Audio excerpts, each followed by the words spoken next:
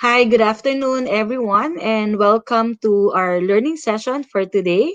And this afternoon, we will be discussing competency-based system. Okay, so allow me to share with you my slide, no, or as a learning material I prepared for everyone, so that you would be able to check this one out. Okay. So I hope you're now seeing the screen. Okay, so let's discuss. So again, good afternoon everyone. So I will be your facilitator or your resource person for the day, no? And with this, I would like to share with you who I am. So I'm Vivian. So I'm your resource person for the day. I'm actually a global training partner for UK chartered professionals in human resources. So if you would like to be accredited and licensed in the HR practice, you may want to check out CPHR. They are now also in the Philippines. At the same time, I'm a certified executive and organization coach. I have more than 25 years of experience in human resources, and part of the function that I would be sharing to you, no, is one area in HR that I really am very fond of, which is competency profiling. I'm one of those HR professionals who are given opportunity to be exposed in the selected Asian market. I've been with the company for 6 years, wherein I manage Asian talents in general. So I'm the side. I'm also the president of the BYSMP Bless the Children Foundation. Just for all of us to have a common ground in terms of the conversation, especially for those who are tuned in Zoom. So I just would like to check if you are in Zoom, if you can turn on your video or your camera so that it can build personal relationship. We also would like to request for the microphone to be on mute, okay, so that we can eliminate the background noise. And if you have some comments, questions, okay, please feel free to use the chat box because I think there will be opportunity for us to discuss some questions of yours that we may be able to clarify, no? So we will entertain the questions after our conversation. Okay, so what do we expect to achieve in this session? So Vian, what do we mean by competency profile, or what is competency-based system in general? So for today, we would be discussing what competency is, and let's outline the value of competency to the organization. We always have acknowledged that competency is used for learning and development. But when you look into our conversation, you would see that there are a big, it's very broad when you talk about competency. And today we will share with you a glimpse on where can you use competency profiles or competencies in general. We would be differentiating the types of competencies, and we will be discussing the basis for setting up competencies. Okay, so in general, we're talking about knowledge, skills, and attitude when you talk about competency. So we're talking about the knowledge, skills, and attitudes that is necessary to perform one's job so that we can achieve the organization's objectives. In other organizations, they called it cash because they take into account habits as part of the competency. But in my perspective, I always blend habits with attitude. Okay, some organization call it ask for easy reference, no? While others call it 3H. 3H because the knowledge pertains to the head, skills for the hands, and attitude for the heart, no? Okay, so where do we use competency profile? So competency profile is used, no, to create organizational culture.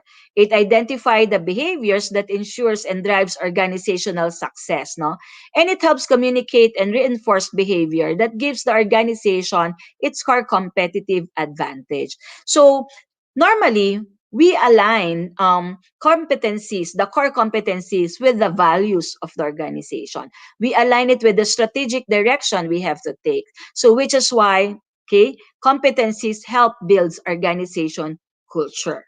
Okay. Then competencies also empower people.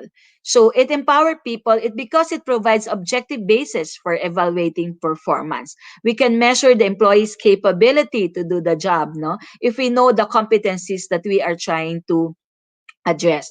It would encourage employees to take charge of their personal growth and development. Okay, then competencies also ensures objectivity and consistency.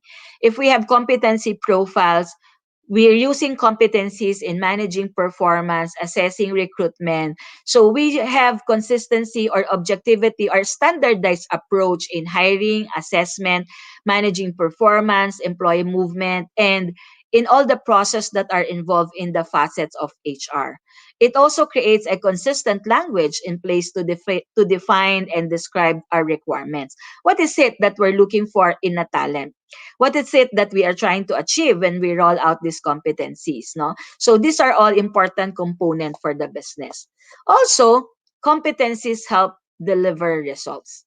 It creates a clear objectives leading to a result oriented organization. Once we have identified what are our targets, what are the organizational targets, we would be able to determine what competencies do we need so that we can accelerate our people so that it would be a lot seamless for us to achieve our performance target, no? So next question probably that we would be asking is, where do we use competencies? Where do we use competencies? Okay, so we use competencies, as I mentioned, common for us is learning and development. But actually, we use competency-based system as well in designing the workforce and the organization, and at the same time in the recruitment function. So I think a lot of you are familiar with the competency-based recruitment technique or the behavioral-based interviewing technique. So when we apply competency in recruitment, we would be able to determine, if the talent or the candidate that we are assessing fits for the role, because we are able to understand if he has been exposed or he already have accomplished certain milestone that can relate to specific role. Next, we use competencies in managing performance. As I mentioned a while ago, we can use it to determine if the person is capable of doing the job because he is competent. If the talent, no, lacks a certain level of skill set, then it's something that we need to address so that performance can be improved. We can also use competencies in succession plan. When we are developing a talent or a high potential to a C-suite role, we need to identify what are the competencies needed so that this talent can fit into the C-suite role in the next 3 to 5 years. Total rewards is also an area wherein we can use competency. So have you heard of a competency compensation based system? It's actually pay for person, wherein the more competencies a talent exudes, okay, the more pay or the better the rewards would be. So in this perspective, we are paying the employee based on the capability to do more. Of course, we are all familiar, we use competency-based system in learning and development. In the learning and development approach, we use competency to measure what is the needs of the business. What are the learning needs of the business? How we can develop our people based on competency requirements. And lastly, we use competencies in career pathing and development. If one of our talent would like to shift career or to go to into another career opportunity within the organization, what competencies or how would you know if the talent is capable of moving or routing? And we can achieve that, no, if we are able to come up with a competency based career pathing and development approach. Okay, so if you notice, we can actually use competency in all the spectrum of HR. So in managing the employee life cycle, competency plays a very important role. So we're very familiar to this. We have two types of competencies, the functional competencies and the behavioral competencies. And when we talk about the functional competency, we're talking here about the hard skill or the subject matter expertise, okay, the technical capability that is required for the person to do the job. And when we talk about interfunctional competencies, we're talking about the soft skills or the behavioral and the attitude that is needed for everyone, no, okay, to be able to play their role. So normally when we talk about behavioral competencies, we're talking about the corporate values. We're talking about the corporate values or the values that the organization would like its employees not to embed as they carry out their function and their responsibility or their work within the organization. Okay, so when we try to look into competency, we will always try to understand, so what would be the basis? how would I now be able to understand what is the competency requirement? So should I look at the job? Should I look at the position? So is it only the position? Because normally, whenever we define competency, we look at the job description. But actually, when we look at the competency requirements of a particular talent, we need to understand what is the organization needs. What is it that the organization requires from all of its people? We need to understand the position itself, okay? The performance of the employee, and so that we would know what are the areas he still needs to improve on, and his or her career aspiration. So the career aspiration plays an important role in trying to determine the career path of the employees, no? Okay, so how do we do, or how do we go about it? When we talk about the organization needs, it actually relates to the core competencies. As I've shared to you in the previous slide, so it's normally geared towards the organization values. What do the organization value to the employees? What is it that we would like to see in all of our employees? And what is the strategic direction of the company? And so what are the competencies that each and every one of the organization must possess so that they would fit in, okay? And so that they would be able to contribute in the success of the business. If you can still recall, when a company, as part of its strategic direction, would like to venture into ISO certification, they make sure that all of their employees, regardless of level and ranks, okay, do understand what ISO means, do understand what quality management systems mean, and how it is important to their business success. And company where I used to work with in the past have innovation as part of its values. And one thing that we've done is to make sure that every individual in our organization understand a problem solving tool and technique, so that whenever there is a gap, which is the problem, okay, our employees, okay, would group together and try to understand the root cause or what's causing the problem. So normally we connect the organization needs with the strategic direction of the business and or with our values. Second is the position needs. So as I mentioned, these are the competencies that we as the job holder needs to have so that we can carry out the job assigned to us. So this is now what is required from us. So for example, as an HR practitioner, what are the competencies that is required from me? So first probably would be familiarity with the labor law. Okay. Second would be understanding of the employee life cycle. Third is the capability to do HR business partnering. So those are the requirements needed for me with regards to the role that I have as an HR practitioner. Next is performance needs. So what is it that I still lack, that I need to possess so that I can be more effective in the job that I do? So this is now what we talk about after performance management. When we're reviewing the performance of our people, we try to assess and understand what is it that our employees still need to possess so that they can be more effective in their role today or in the future role, if we see that the person is a high performer and can be developed in other functions. Next is about career aspiration needs. So, part of building a high performing culture is being able to support the career aspiration of our people. So, career aspiration talks about what is it that our employee would like to achieve in their role, okay, as far as being an employee of the organization.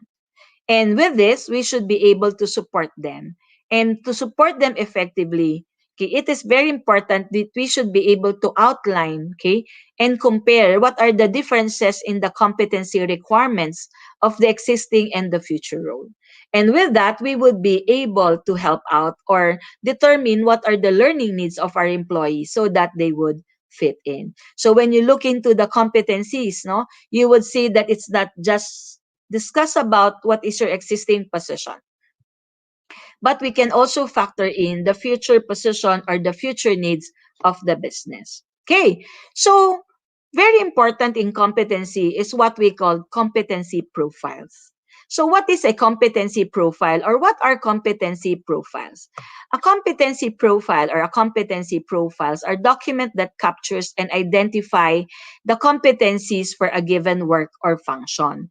It actually describes the knowledge, the skills, and the attitude needed. So I highlight here some of examples of competency profiles.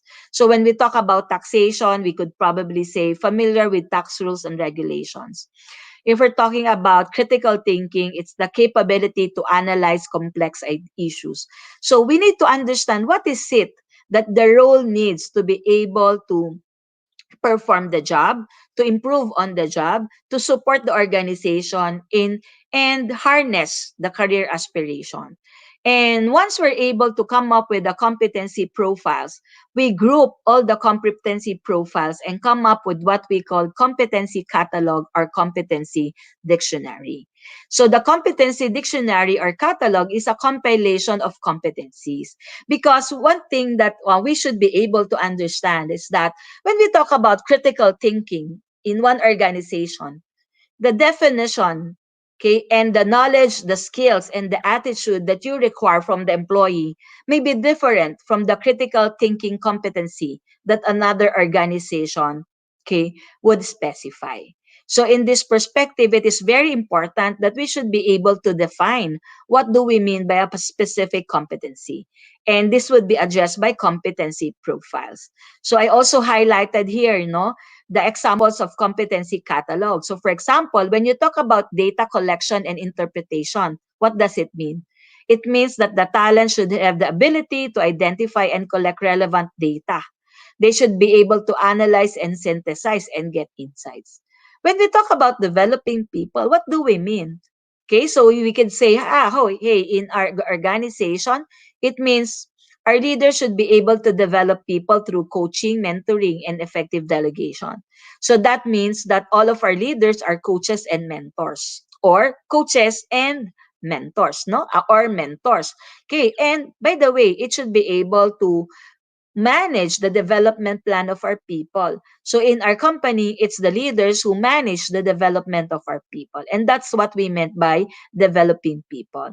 So what I'm trying to highlight in here, no, is that when we talk about competency, when we talk about competency dictionary, we should be able to define. We should be able to visualize to our talents what do we mean when a person is competent, when we talk about a person is competent in dealing with ambiguity, when a person or a leader is competent in developing people. Okay? So in general, when we talk about competency-based system, it outlines the competency requirements per function. You use the competency requirements to measure the capability of the candidates in the recruitment process, to determine the learning needs of the employees, to support them in their career aspiration, and to enhance performance, to pay employees based on their capability to do more. So in essence, how can you optimize the value of a competency-based system? We can optimize its value because it drives organization and employees to deliver results for the business. So competency-based system is actually a powerful tool for the organization to achieve its targets through employees. Okay, it's a win-win solution because the employer or the company is able to achieve the targets, and it's been an enjoyable experience to the employees because they continuously grow within the organization.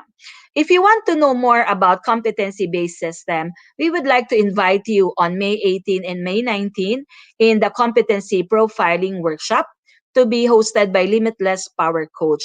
And I would be the facilitator for the said workshop. And please feel free to send email to limitlesspowercoach@gmail.com if you want to know more about the program. Okay, you can also ask questions or you can ask queries about this program, and we would be able to respond to you. The competency profiling workshop would provide you the foundation, the framework in setting up a competency-based system.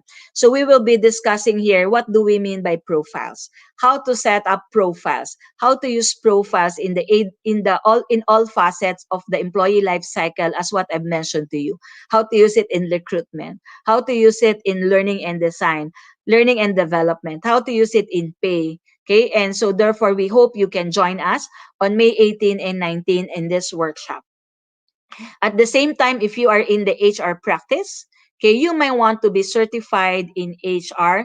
So as I mentioned to you, so far I'm the only Filipino global training partner for CPHR. So if you want to be certified in the HR practice, please feel free to log on to www.cphrph.com so that you would know how to be certified. If you pass the certification, you will get a license which is valid for 3 years. So this will help us, certify our competencies in HR because it talks about HR competencies, and it also talks about being licensed and being able to share your insights and learning in HR practice as well. Again, if you want to know more about competency profiling, you also would like to know more about certain HR systems, please feel free to reach out to limitlesspowercoach@gmail.com. So it's limitlesspowercoach@gmail.com. And we would be very glad to assist you with regards to your inquiries. Okay, so with that, I think we still have some time to answer questions. Am I okay? So let me just check and let me just check some of our the questions that we have in Facebook, no, in Zoom. Okay, let me just check it. Okay. So I hope so far you have enjoyed the session and you are able to understand competency profile, or probably a lot of you already know competency profile, but I think you would be able to optimize the value of competencies and use it not just only in learning and development, but also in other facets of the HR function. Okay, so okay. So for those who would like to have a copy of the presentation, okay, please feel free to reach out to Limitless Power Coach, and they will be the one to provide you with the feedback. Okay. What are the qualifications to be certified HR? So actually, this is one of the requirement. So we need to harness our capability in the HR practice. Okay, so if you want to know more about the CPHR, you can log on to the website, but in details. So this talks about you need to have at least a year or 2 years of experience in the HR practice, in any facets of the HR practice. You need to attend a learning program, okay, for HR. So it would help if you attend programs like this, because when you attend the certification program, this kind of training would be included, in the assessment or in the discussion. So once you attend the training program, they would be assessing you. Your profile would be submitted to the UK CPHR, and they would be assessing your capability if you are now ready to be certified. So based on the industry qualifications, okay, they can give you an industry certification. So that means you don't need to take the licensure exam. But if you do not qualify the industry experience, so for example, you're just 1 or 2 years in HR, you need to take on the licensing exam. So which is why courses like this would be important for you if you would like to be certified in the HR practice. Okay, anything else? Okay. So for those who are asking about the fee of the program, it's very economical actually. So Limitless Power Coach designed the program to be very economical, okay, but yet very extensive and very comprehensive for you. So please check out their emails, their website, okay, or you can send them an email, and they also sent you a link, okay, with regards to the registration so that you would know more about the program. Okay. Questions so far? So please feel free to use the chat box, okay, if you have questions. Okay, can we get an e-certificate for this webinar? So let me reach out to the administrator, to Limitless Power Coach, and they would be sending you some notes with regards to your queries about the certificate. Okay, they already have responded. There's no e-certificate for the free access webinars. Although Limitless Power Coach has launched a fund webinar drive, so every amount of donation or any amount of a donation is an equivalent of the participant's e-certificate. Yes, because as you are aware, no, we are in a pandemic, and part of this learning session is also to support charitable institutions. So for the donations that you would be giving, okay, so Limitless Power Coach would be sending you an e-certificate, okay, but the money that you endorse to them is not considered a fee, but would be a donation for a charitable institution that both Limitless Power Coach and I have agreed on. So I hope, okay, you don't mind giving donation in exchange of an e-certificate. So what is the difference po of competency-based assessment and learning needs assessment? Okay, good. Very good question. So when we talk about competency-based assessment, no, so actually learning needs assessment can be a competency-based assessment. But not all competency-based assessment are learning needs assessment. So what's the difference? So let me just share this with you. When we try to come up with the training needs assessment, normally we're trying to understand immediately what is the training that is required for this group of individuals. We try to understand what are the problems, and then we try to assess, okay, so this is the problem, this is the training that they need. When we talk about competency-based assessment, we're trying to understand first what are the competency requirements. So when we draw out the competency requirements, as I mentioned to you, it can be based on the organization assessment, organization needs, position needs, the performance needs, and the career aspiration. If it's for a group learning competency needs, I suggest you focus on organization needs and position needs. After you outlined all the competencies needed, so it talks about the knowledge, the behavior, the skills, and the attitude that should be exuded by the talent. You now measure if the talent do have or do possess already this set of competencies. Okay, so therefore, you only send them, okay, for learning and development if you think there's a big gap. And if there's the gap is small, or can be addressed by other learning interventions, you can opt to expose the person to on the job training, or you can expose the person to cross-functional assignment or developmental assignment, so that they would be able to acquire the competencies. So when you talk about the learning needs assessment, you're probably talking about what is it the training needs that is required by the person. But when you talk about competency, you're trying to understand what are the competencies needed. And training, similar to this, is an intervention. It's only one of the intervention. Okay. How often do we need to update competency profiles and catalogs? So normally we do update it every 2 years. But if there's a change in the business model, if there's a change in the organization direction, even if it's just for a year, then you need to update. So for example, this we've been in pandemic for more than a year already. So a lot of the organization is now going back to the drawing table to understand the strategy. Is our strategy still working? Do we need to deploy a new strategy? And once they've mentioned that, yes, we need a new strategy, they will now define what are the new set of competencies that we need to execute the strategy. So again, rule of thumb, it's every 2 years, but if there's a significant change in the business model and the strategy in the organization, in the role per se, then we need to upgrade our competency profiles or our competency catalog. How is competency profile differs to competency matrix? Actually, it's almost related, because in competency matrix, and this we will also be discussing in the competency profiling workshop, we will be assigning levels.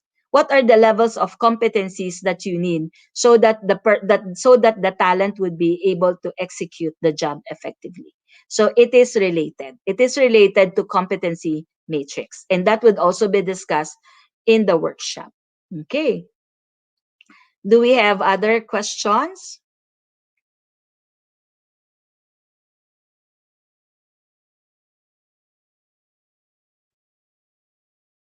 Okay.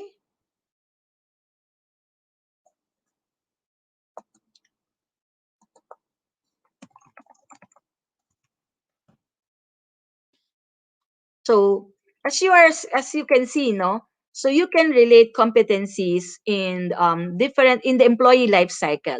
What is more important is that we align it. We make sure that all of the competencies we outlined in recruitment up to the employee learning development and career pathing succession needs, no, are aligned and they follow the same language. So we are undergoing a reorganization process. Should we wait for the new organization to build our competency profiles? Yes and no. So once you're already able to firm up, okay, what are your existing needs, you already outline the competencies and you can build that up. Okay. So yes, you can wait for it. No, you can start working on it already. Is competency assessment replacement for performance evaluation? Okay. Yes and no. In other organizations who are lean, they are using competency assessment, no, instead of performance evaluation. Why? Because in a lean organization, okay, talent with more competencies are more marketable and more needed by the business. So which is why in that perspective, they are paying the talents, okay, because of what they possess, the capabilities and the competencies they possess. That's the yes part. In other organizations, it's no, but it's a combination of performance evaluation and competency assessment. So how do you do it? After you manage the performance of the employee, you try to understand, okay, whether the employee was able to meet the performance target or not. If the employee was not able to meet the performance target, then you need to look into because it may be a competency issue. And when you try to look into the competency issue, now you use the competency assessment. And this is now where you're trying to say, aha, that's the reason why XYZ employee is not able to deliver. So therefore, we need to come up with intervention so that he would be able to acquire or develop said competency. When is the best time to administer competency assessment? Okay, if you are using performance evaluation and competency assessment, I suggest you don't do it simultaneously. The reason behind is that employees do have the tendency to kind of like marry the two. Okay, that if they mention that they lack competency on this area, they will be rated poor. Okay, so for employees to be transparent and even for managers to be transparent, if you're using performance evaluation and competency assessment, don't do it simultaneously. Okay, but in general, what is the best time to administer competency assessment? As I mentioned to you, throughout the employee life cycle. Because you use competency assessment in recruitment, finding the right talent for the organization. You use the competency assessment in your learning and development. You use competency assessment in your succession planning. You use competency assessment in your career pathing. When you do the organization design, you can also use competency.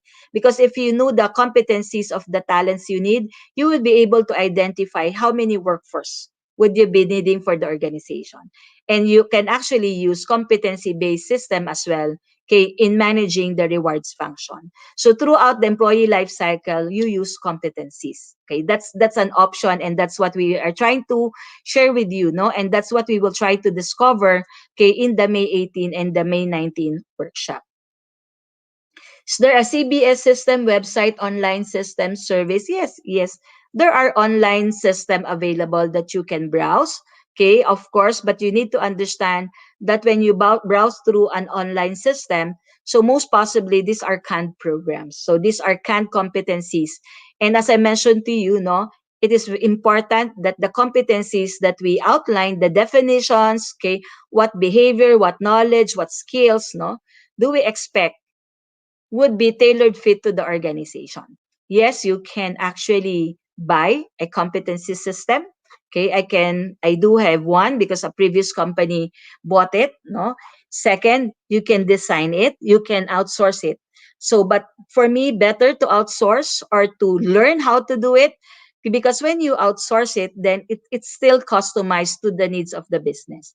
But when you simply buy it off the shell, then the definition may not be what you have envisioned or what you interpreted for your organization. Okay.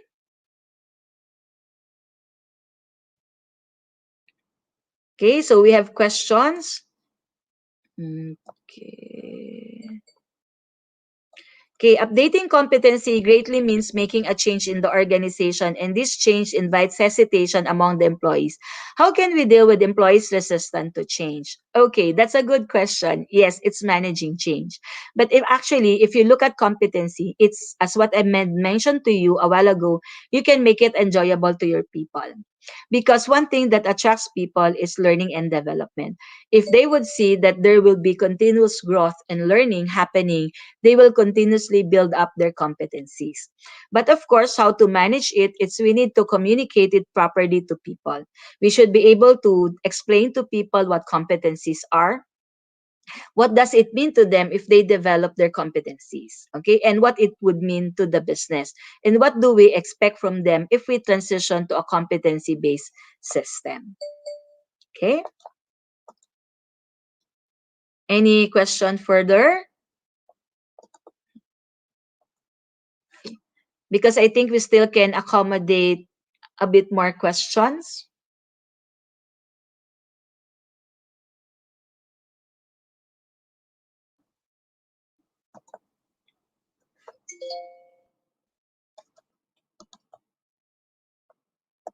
Okay. So again, if you would like to know more about the competency system, the competency profiling, so please feel free to reach out to limitlesspowercoach@gmail.com. So we will be rolling out a program on May 18 and 19 talking about competency profiling, how to do it. Okay, and please expect workshop. Please expect that you would be guided through all the way in terms of how to set up, how to set competency profiles up to the preparation of competency catalogs and how you use it in recruitment, in training and development, in competency-based pay. So these are some of the programs that we would be discussing, some of the topics that we will be covering during the learning session. So if you want to know more about it, you can send an email to limitlesspowercoach@gmail.com. So can I just have a look at okay, what are the strategies to make this competency-based system successful for an organization? Okay, first for me is when I rolled it out to a client, so we encourage employees first to understand what competencies. But of course, the buy-in is with the managers and the leaders of the organization. We need to be able to depict to them, okay, what do we mean when we talk about competencies and what it meant to the organization. I think a lot of our leaders or most of our leaders are already incognizant of the fact that competency based can be used in learning and development. But if we can share to them how it can impact recruitment and other facets of the employee life cycle and how you can accelerate, okay, the growth of the business, okay, then we can have the buy-in from the leaders. From the employees, we need to have a communication plan, just like what I mentioned to you. Okay, our employees need to know, okay, what is this for, okay, and what benefit everyone can drive from setting up a competency-based system. Then the next step, no, is to roll out workshops like this. So what we do is we train the HR people of the organization, and they're the one rolling out the workshops to their leaders and selected members of the organization. So in the workshop, you bring a committee or a group who would be task to develop the competency profiles for the position. And that would be, okay, the set of profiles. And then together with HR will now convert the profiles into what we call competency dictionary and catalog. So if you notice, the strategy is to be able to come up, no, with a collaborative approach, okay, in terms of how to achieve organizations target and goals, okay, by making it enjoyable to the employees. I say enjoyable because learning is enjoyable. If you acquire new skills, if you acquire a new knowledge, okay, that would help the talent grow in not only in the organization but in terms of career. Okay, and so that's how you're gonna be able to succeed in rolling out competency based system. Okay, I think that's the last question that we would be entertaining for the day. So now we will be focusing on our photo ops. Okay. So may we request everyone to turn on their video and camera for the photo ops. Okay.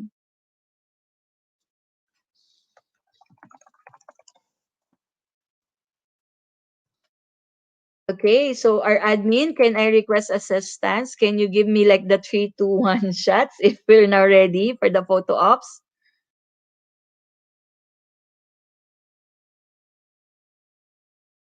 Okay.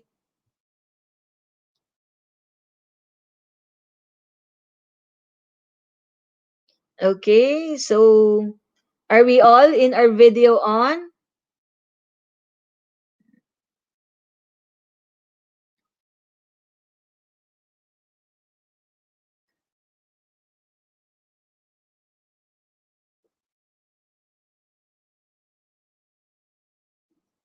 Okay, I think we're good. Okay. So I think we're good. Thank you very much for the time and for the opportunity of sharing with us this afternoon. Okay, competency-based system. So as we've mentioned, it's a snippets, no? Okay, of what we would be discussing in depth on May 18 and May 19. So I hope you join us. Okay, you join us on May 18 and May 19 as we go through the journey of setting up, not just setting, implementing, and reaping the success of having a competency-based system. Thank you very much. Magandang araw sa ating lahat. Salamat!